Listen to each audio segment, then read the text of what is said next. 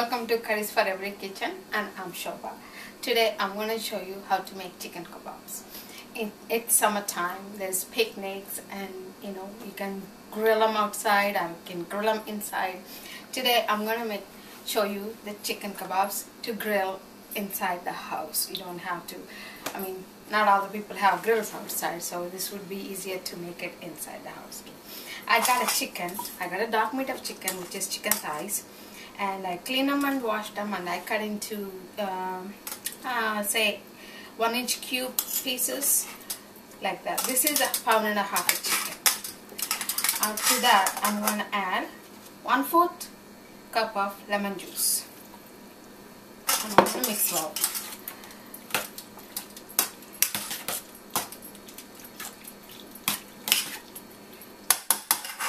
To this I'm going to add some crushed black pepper.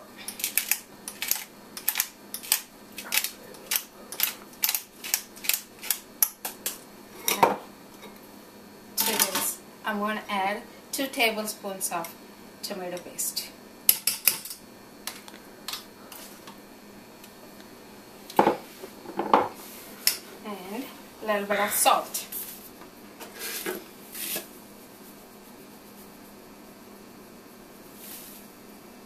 And salt to taste. If you want, you can always add some more after you cook your chicken. And I got a handful of thyme leaves. This is dried thyme. If you have a fresh thyme, you can use the fresh thyme. I'm going to kind of bruise it with my fingers, so all the flavors will be released. And to that I'm going to add some dry basil leaves also the same way. These are all a pinch full, a pound full, something like that. Not even more than 1/4 of a teaspoon. Okay. Now to that we gotta add some Indian spices. I have here is ground cumin,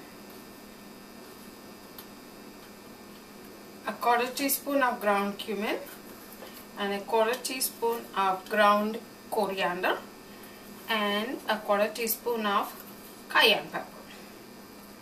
And I'm going to mix all these well and cover it and put it in the refrigerator for half an hour before I turn them into skewers. Okay, it's after 30 minutes. What I'm doing is I'm threading my skewers. You can use the wooden skewers if you like.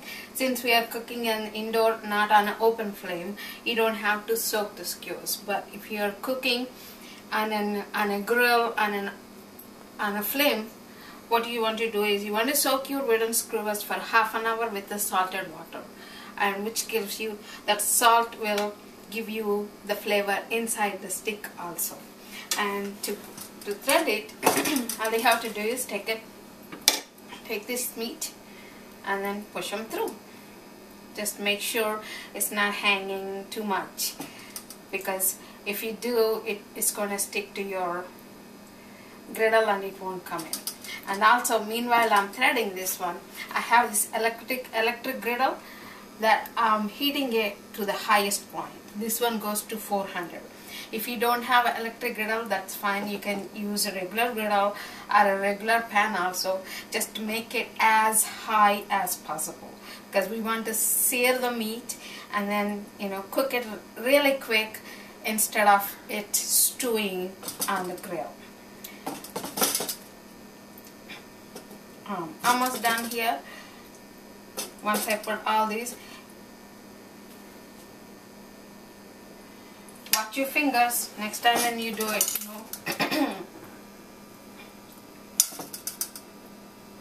Okay. I'm going to rinse my hands. I'll be right back. Okay, we thread all our skewers. This time we're going to just lubricate it a little bit. I'm going to take a little bit of veg oil, and then I'm going to just sprinkle a little bit on our kebabs. This way it won't stick to our griddle pan. And also at the same time you just little more oil the most for all of it, you're probably going to take 1.5 tablespoons of it. And take a paper towel and rub it. This is another way of making sure your meat won't stick to your griddle. And by the way, this is not a summer food in India. We used to cook it all the time because the part of India I came from, it's always summer. So we always have this one because this is my father's favorite way of cooking meat. Do you hear that sizzle?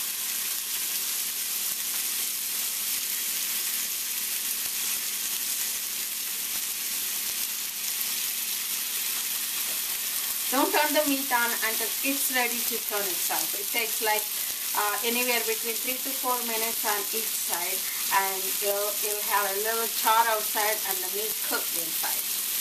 Okay, now our kebabs are grilled on all sides. It took like 8 to 10 minutes, and what I did was once I took them off the griddle, I just put it on a plate and covered it 10 days with aluminum foil so all the juices will be redistributed on it.